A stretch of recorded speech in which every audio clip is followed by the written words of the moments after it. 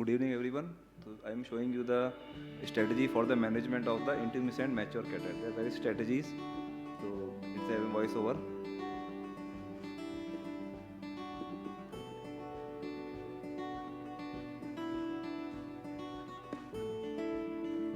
Surgical management of intumescent mature cataract has always been a challenge in terms of achieving an intact, well sized, continuous curvilinear capsular hexus owing to poor visibility due to absence of red reflex, transient visual disturbances caused by rapid egress of liquefied cortical matter, and high infralenticular pressure, posing a greater risk of rapid, uncontrolled radial anterior capsular tear extending to periphery. Meticulous preoperative measures and numerous surgical modifications have been attempted ever so often to overcome these challenges. Few standard practices are: number 1, preoperative administration of osmotic agents like intravenous mannitol 20% given as 1 mg per kg body weight. The second strategy includes intraoperative administration of trypan blue dye into the anterior chamber for staining of anterior capsule. This promotes better visualization during the cataract surgery.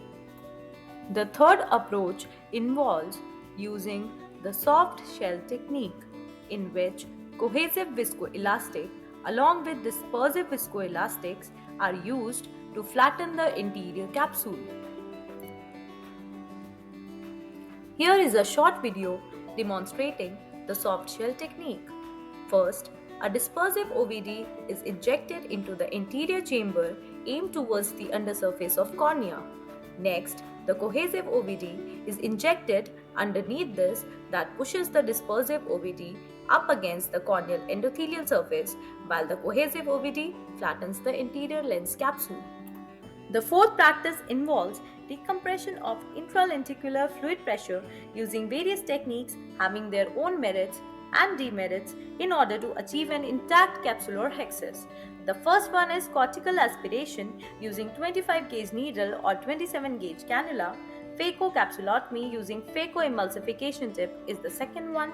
Vacuum rhexis is the third one, and the fourth one is two-staged or mini capsular hexus. In our own practice, we routinely follow two-stage rhexis with fairly good reproducibility.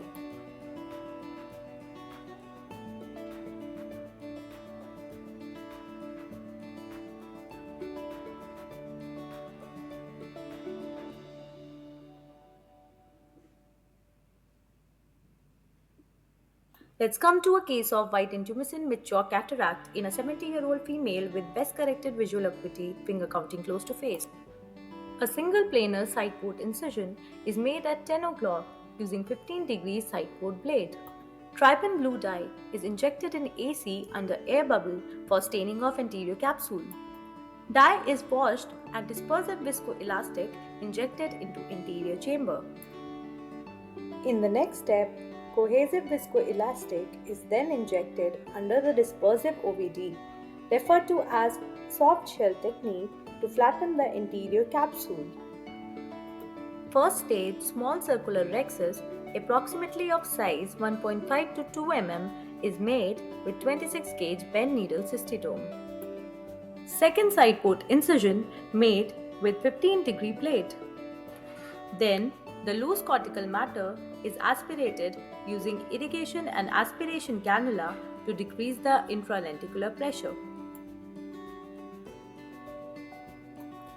Again, the anterior capsule is flattened with viscoelastic through the soft shell technique.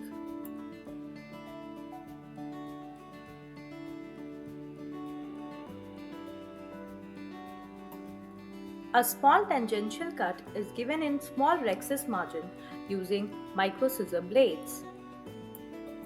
Second stage enlargement of continuous curvilinear capsular hexus of approximately size 5 to 6 mm is done using needle cystitome or microrhexis forceps for safer emulsification.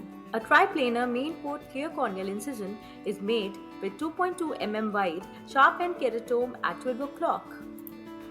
The next step is hydrodissection done with the 27 gauge cannula.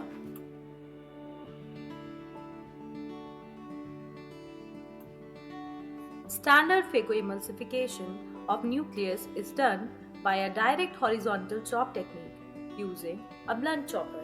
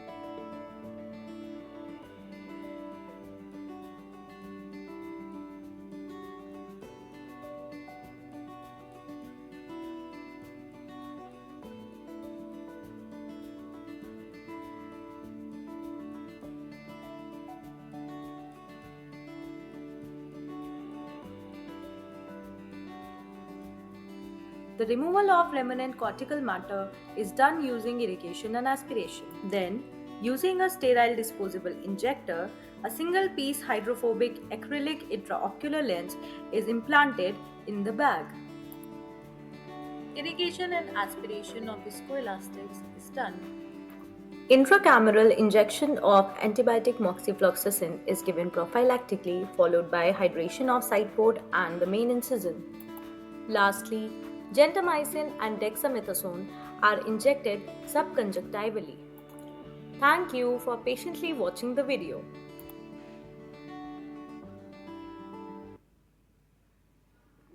Nice video. Thank you. One thing I would like to ask that while making the initial axis of 1.5 to 2 mm, and you decrease the interlenticular pressure, intercortical pressure by releasing some aspiration of liquid. If the catheter is so much dense that there is no liquid is there, then how would you decrease the pressure? There are various strategies. In most of the patient it works well. Sometimes there is there is no cortical matter already, the harder nucleus. Then you have another strategy. You can go make a 25 gauge pipe port. For the vitrectomy port, there you can decrease the vitreous pressure, and then you can make. But usually mature cataract, intumescent cataract has the cortical matter, and that's why the interlenticular pressure, if we don't decrease, otherwise when we increase the axis size, it will definitely go to extend. So that is the main reason. So this strategy works in most of the cases. I have tried many strategies other than this, and like the 30 gauge needle to decrease the pressure, but in somehow anytime it may lead to the Argentine flex sign. So that's why I prefer this way strategy is the most useful one as compared to the otherwise in beginners. Some can use the phacocapsulotomy, but somehow sometime it may cause the zonal instability. But this works well.